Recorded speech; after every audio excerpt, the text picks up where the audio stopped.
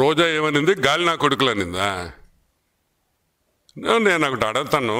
Half late మా రోజక్క press మీట్లు చూస్తున్నా, మళ్ళీ పాత రోజక్క వచ్చేసింది బయటికి. ఇప్పుడు రోజక్క ఒకటి గుర్తుపెట్టుకో, మర్యాద అనేది ఇచ్చిపుచ్చుకోవాలి. నువ్వు మాకు మర్యాద ఇచ్చావనుకో, నీకు ఇంకా ఎక్కువ మర్యాద ఇస్తాం. నువ్వు సంస్కారంతో మాట్లాడావనుకో, ఇంకా సంస్కారంతో మాట్లాడతాం. మేమేమంటాం? రోజా అంటానా? రోజక్క అంట. ఎంత ముద్దుగా పిలుస్తాను నేను. ఎవరైనా పిలుస్తారట రోజక్క అంట. ఎందుకు? మా ఆడపడుచు నువ్వు, మా ఇంట్లో మనిషివి. గాలి నా కొడుకులు గాల్లో గెలిచిపోతారు అనింది అనుకుంటా కదా. గాలి నా కొడుకులు గాలికి గెలిచారు. సరే, నేను చెప్పన్న దానికి రిప్లై అయ్యా. గాలి ముండలు గాలి లేక ఓడిపోయారు. గాలి ముండలు గాలి లేక ఓడిపోయారు. బాగుందా? అవసరమా మనకే? నాకెంత అసహ్యంగా ఉందట మాట్లాడడం. నాకు నచ్చద్దా? గాలి నా కొడుకులు ఏంది? గాలి ముండ అంటే ఏం చేస్తావు? పద్ధతి ఉండబల్లా, రెస్పెక్ట్ ఉండబల్లా రాజకీయాల్లో. అంటే మీ ఇష్టం వచ్చినట్టు మాట్లాడచ్చు. మేమన్నా మాట్లాడితే అని ఆడస్తావు. ఏంది మే?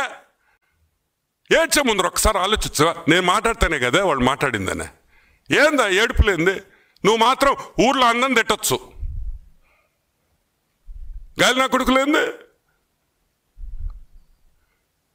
ఇంకా ఎక్కువ మాట్లాడితే అసహ్యంగా ఉంటుంది. నేను ఒకటే చెప్తున్నా, give respect and take respect.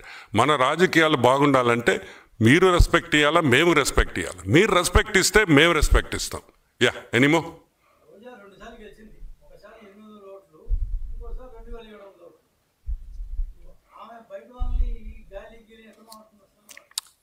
పాపం లాస్ట్ టైం రోజక్క, మా రోజక్క గెలవడం అంటే అది మనం చేసిన తప్పే. వాస్తవంగా ఆ రోజు అదేదో చిన్న డిస్ప్యూట్ వల్ల ఆమె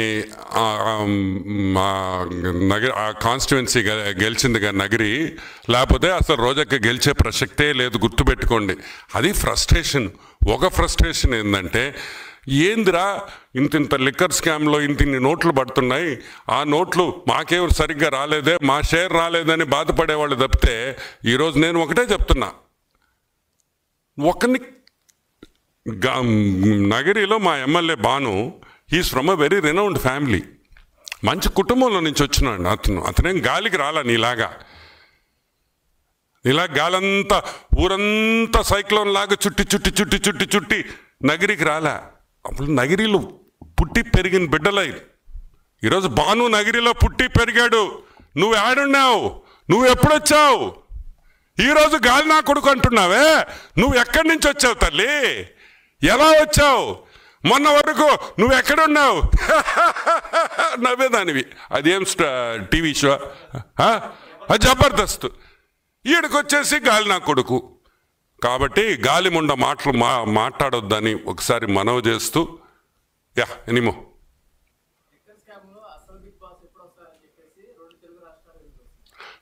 ఒకటి